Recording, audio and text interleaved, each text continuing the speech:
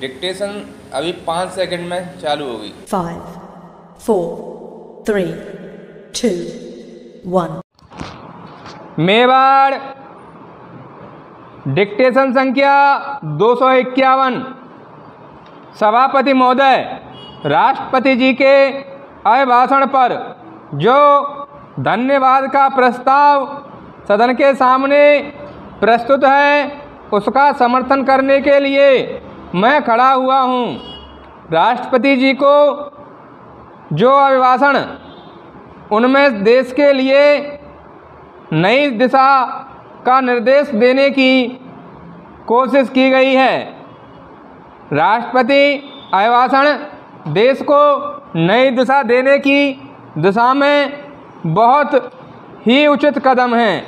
पहला है समाज का अत्यंत गरीब वर्ग जिसे हरिजन और आदिवासी कहते हैं, उसकी आर्थिक दशा सुधारने के लिए पूरी कोशिश की गई है।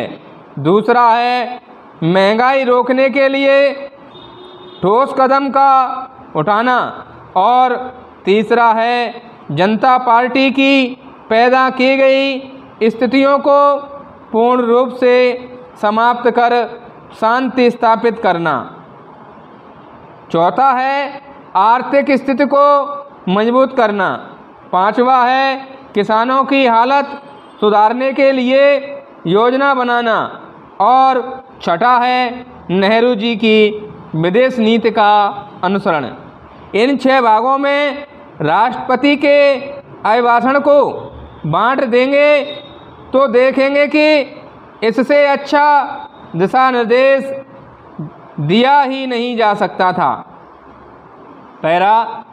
मैं पहली बात की ओर आपका ध्यान आकर्षित करना चाहता हूं कि आज समाज का गरीब वर्ग जिसे हरिजन और आदिवासी कहते हैं उसकी आर्थिक स्थिति काफ़ी गिरी हुई है।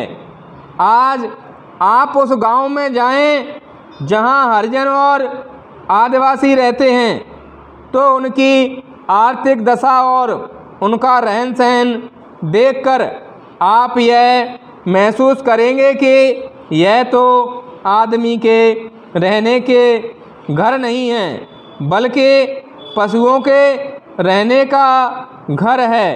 हमारे प्रधानमंत्री जी के कुशल नेतृत्व में 20 सूत्रीय कार्यक्रम जो चला उसके अंदर हम यह दावा तो नहीं करते कि हमारी सारी की सारी समस्याएं हल हो गईं, लेकिन उससे हमारे हरिजन और आदिवासी लोगों के अंदर यह भावना पैदा हुई कि आज की सरकार ही एक सरकार है जो उनकी दशा में सुधार ला सकती है और उनकी आर्थिक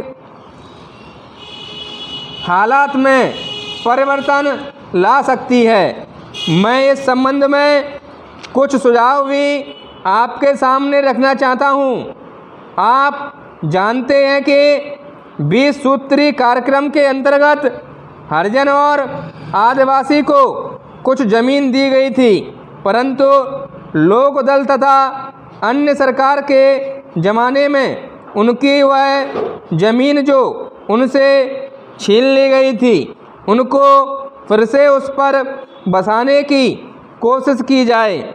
मैं सरकार से यह कहना चाहता हूं कि हरिजन को सिर्फ ज़मीन देना ही काफ़ी नहीं है, उनको ज़मीन अवश्य दी जाए और इस काम को वह अपना मुख्य काम समझकर करें, लेकिन इसके साथ साथ उनकी शिक्षा की जिम्मेदारी भारत सरकार अपने हाथ में ले और प्रत्येक इलाके में तहसील के स्तर पर एक स्कूल हरिजन बच्चों के पढ़ने के लिए बनाया जाए।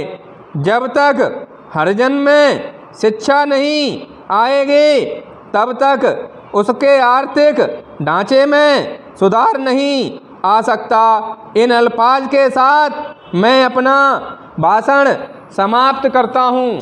स्टॉप।